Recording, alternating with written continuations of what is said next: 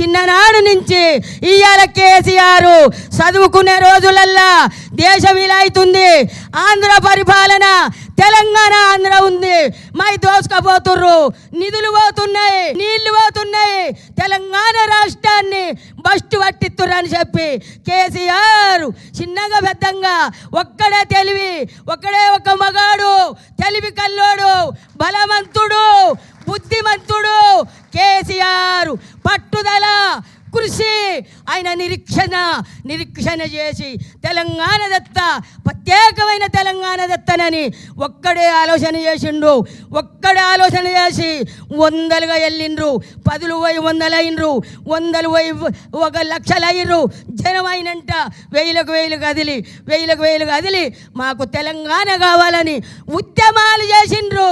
ఉద్యమాలు చేసి ఊపిరి పట్టిండు కేసీఆర్. కత్తులు పట్టలే, కటారలు పట్టలే, తలువార్లు పట్టలే, పిరంగులు పట్టలే, తుపాకులు పట్టలే. బక్క చిక్కిన మనిషి కేసీఆర్. నీళ్లు ముట్టకుంటా, నిధులు ముట్టకుంటా ఎల్లెలగల వండుకుండు దావకాన్లా చచ్చిపోయిండు కేసీఆర్. చచ్చిపోయిండు అన్నారు. పబ్లిక్ అంతా యమధర్మరాజుతోడు కొట్లాడిండు, పైకి పోయిండు. నా ప్రజలుండ్రు, నా ప్రజలను కాపాడాలి, నేను బతకాలని చెప్పి దివి నిండి భూమికి దిగొచ్చిండు కేసీఆర్ ఊపిరితోటి. దివి నిండి భూమికి దిగొచ్చిండు, మన కొరకొచ్చిండు, ప్రజల కొరకొచ్చిండు కేసీఆర్. వచ్చే తెలంగాణ కొరకు సోనియమ్మ ఇచ్చింది, మేమిచ్చినాం.